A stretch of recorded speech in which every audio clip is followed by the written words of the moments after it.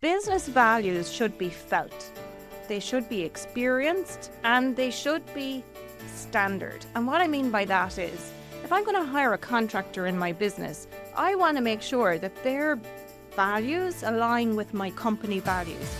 Welcome to the Master Your Business podcast, where we bring you the best in branding, marketing, and customer experience strategies.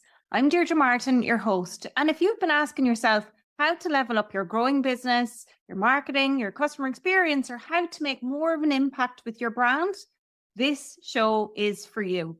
You'll discover actionable tips and insights to help businesses just like yours gain clarity and illuminate the path to success.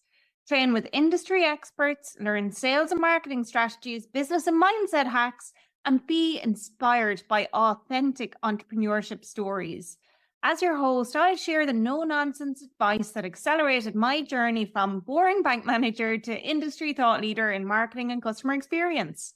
Learn how I made the leap into the world of six-figure success, digital courses, keynote speaking, and co-authoring a #1 bestseller in just 1 year.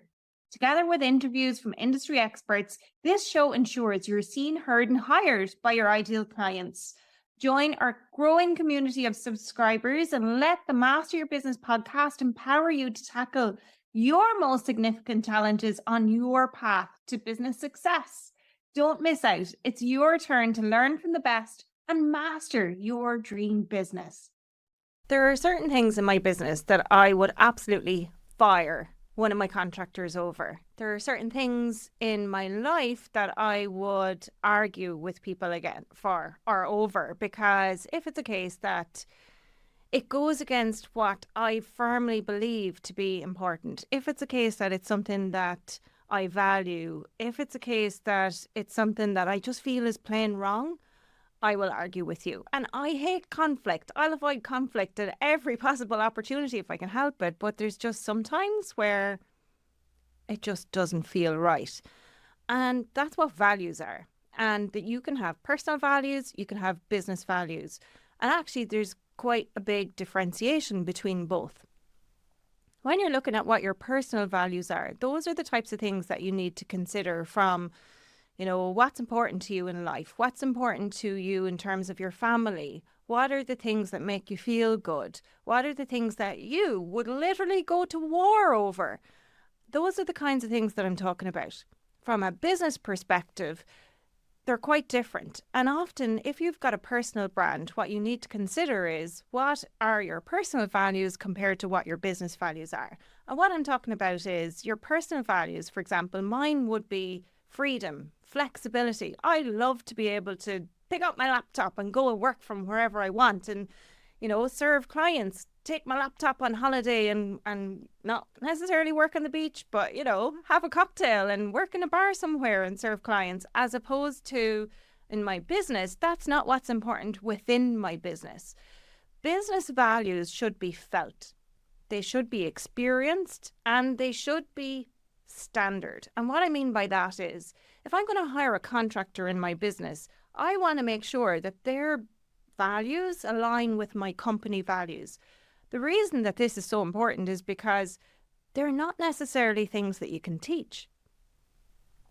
If I'm going to have customers coming into my business, it's really important that my employees or contractors who are front of house and facing and meeting with my clients, that they're going to behave in a particular way.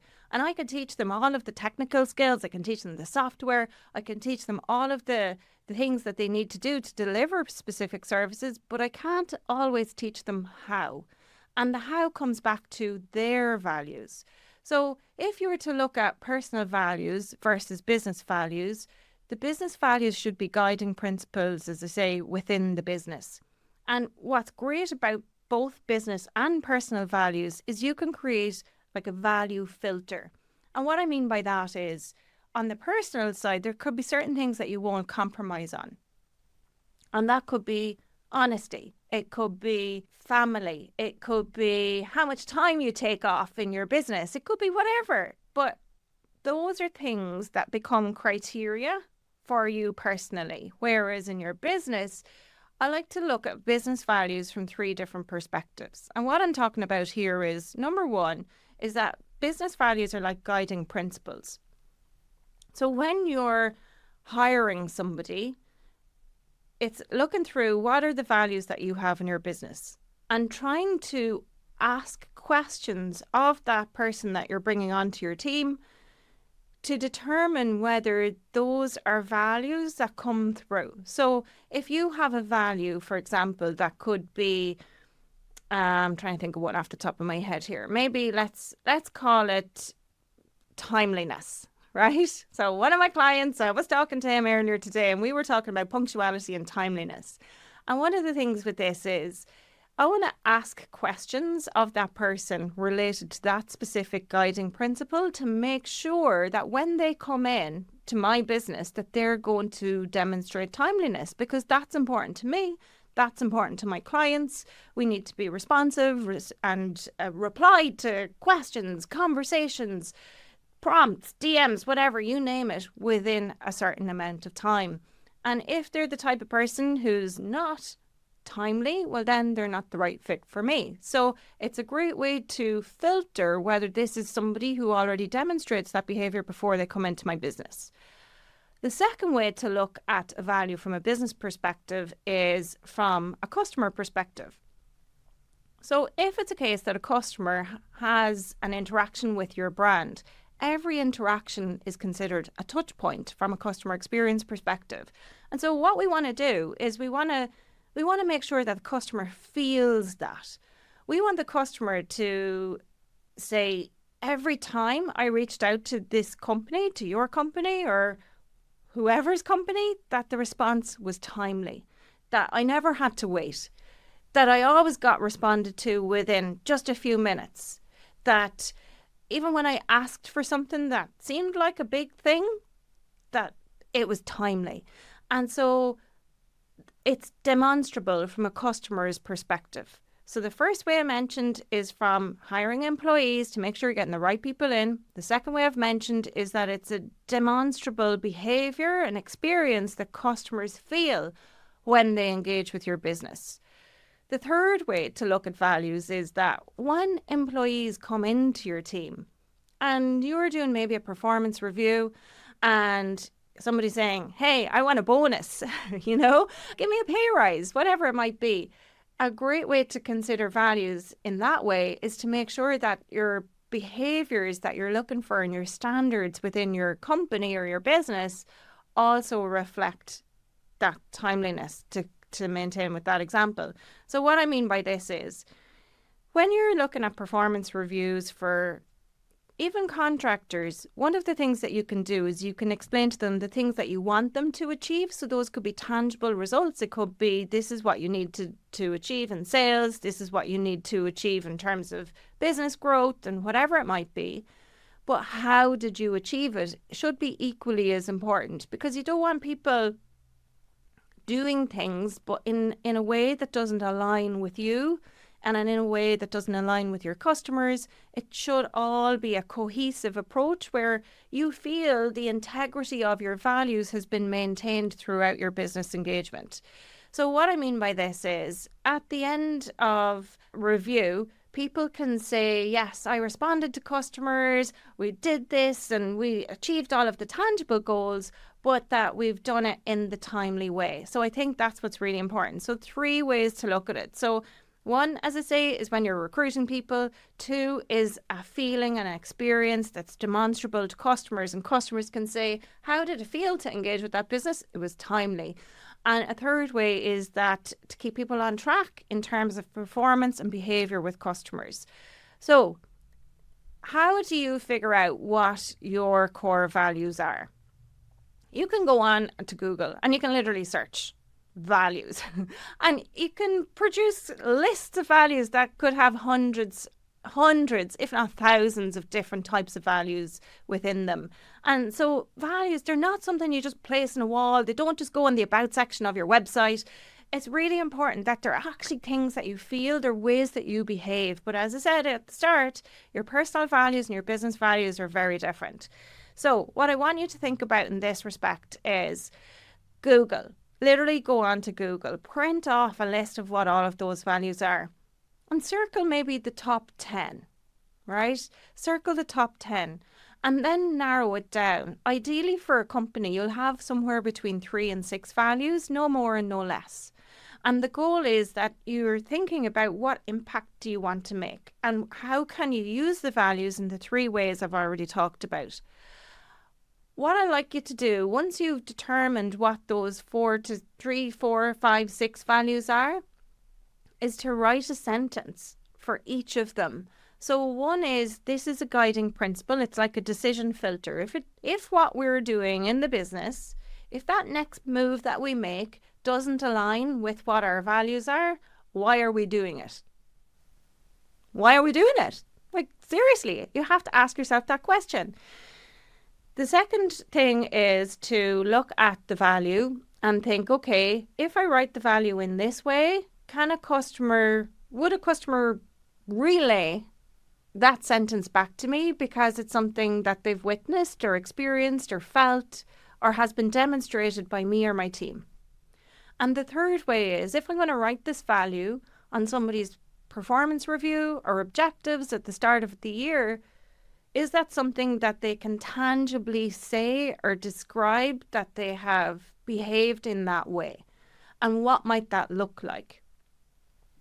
So when you're looking at values and you're really trying to narrow them down, think about the impact. What is that impact? How will it look? How will it feel? And what's the tangible version of that? Can you give examples or list examples of what that might look like for somebody on your team? Because otherwise, it's high level stuff. It's out there in the ether and it's basically bullshit. So it needs to be totally tangible and something that they can say, yes, hey Deirdre, I'm on your team. This was something that we were absolutely able to achieve. Look at how we did it. This is how. Do you remember when we helped that client, that customer? And we did it, right? So that's what I'm talking about. It needs to be really practical and tangible, or else it's just high level bullshit. And that's a waste of time. That's the kind of stuff that people do stick on their walls in their companies. It's the kind of stuff that they do stick on their websites because somebody somewhere told them that that's what they should do. But that's just not good enough. If you want your business to stand out, if you want to disrupt and be different, those values are absolutely a way to do it. And that can be, it's the emotional experience. And recently on the show, we had Ian Golding, and Ian talked about experience. He talked about functionality, accessibility, and emotions. So from a functionality perspective, he was referring to products and services. Accessibility, he's talking like Amazon one-click stuff, right? But from an emotional aspect, it's the experience, and the experience comes from the behaviours that you and your team have in your business and those feelings that people get, and not just whilst they're engaging with your business, but beforehand as well, and how they came to be in your business in the first place.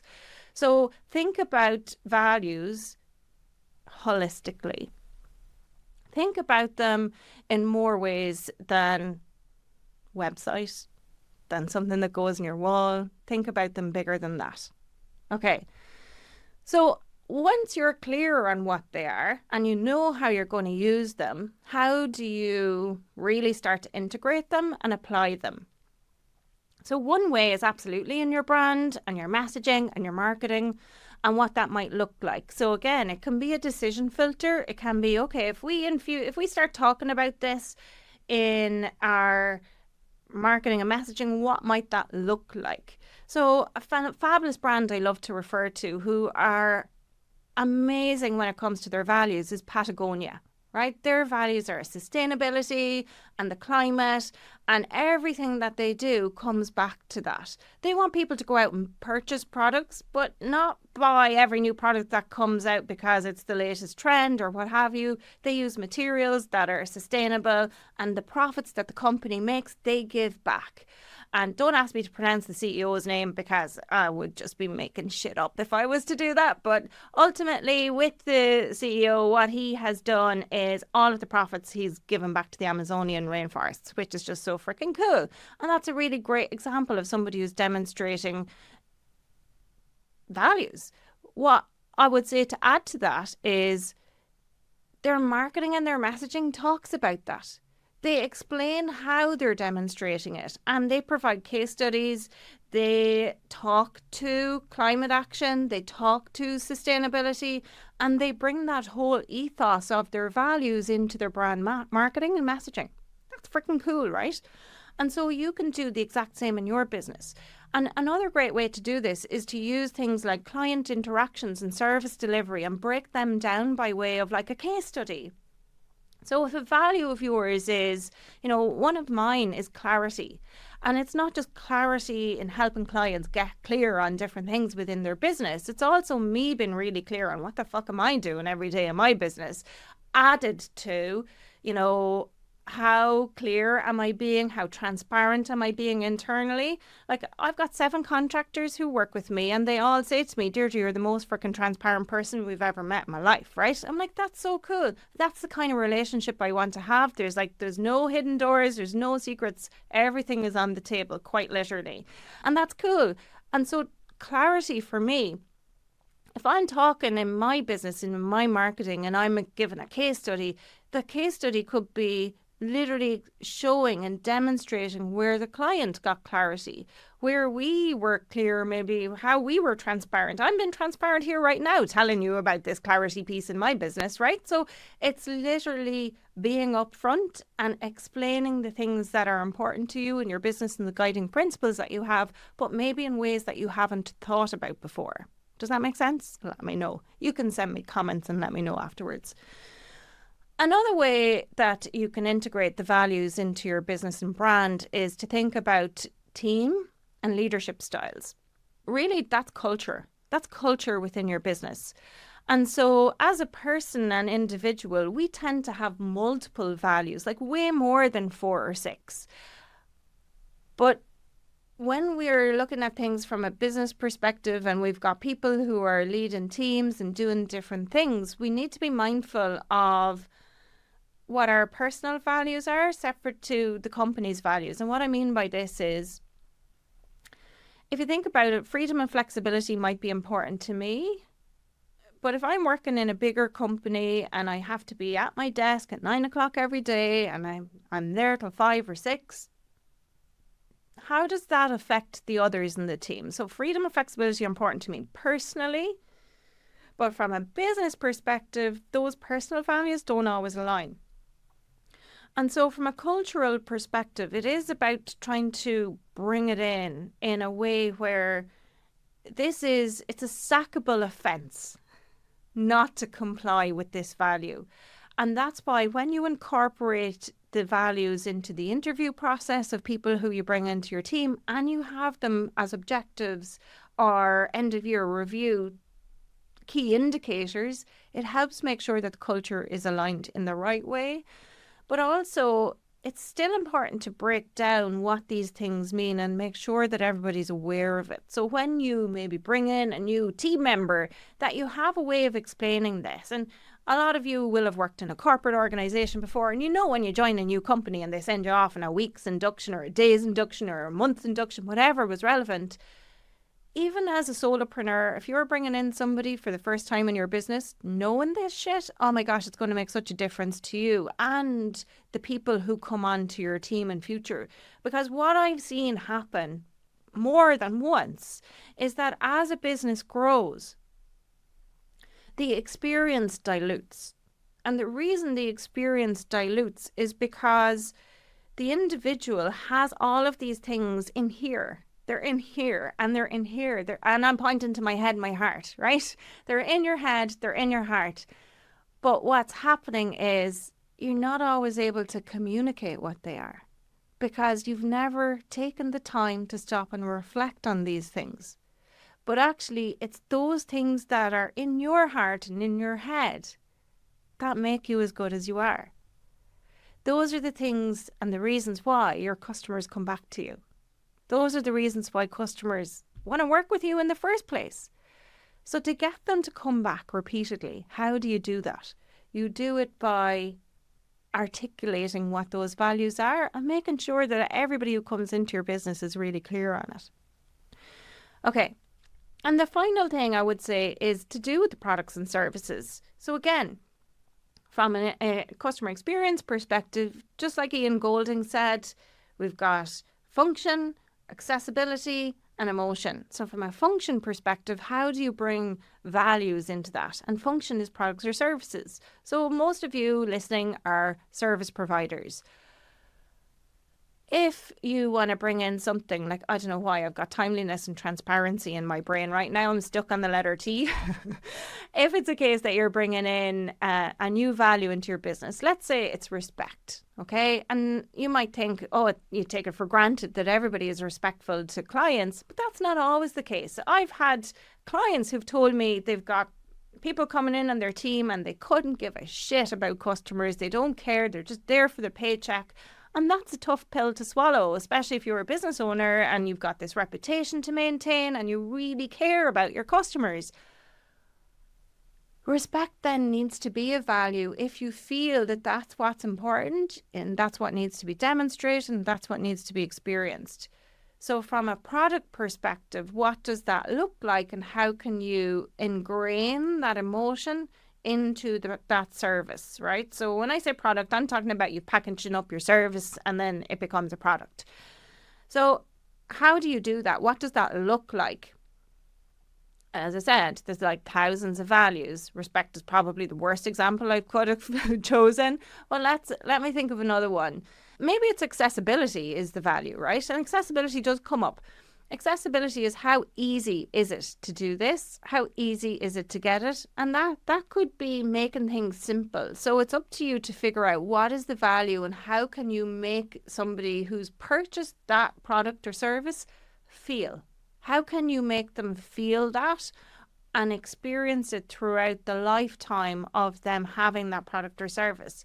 So most of you, when you engage with a client, it's not they come in, they buy, they're in, they're gone and done. It's not that. It's not a transactional type thing. Most of you have types of services where the relationship tends to go on for a time. When that happens, how can you maintain that experience and that value all the way throughout?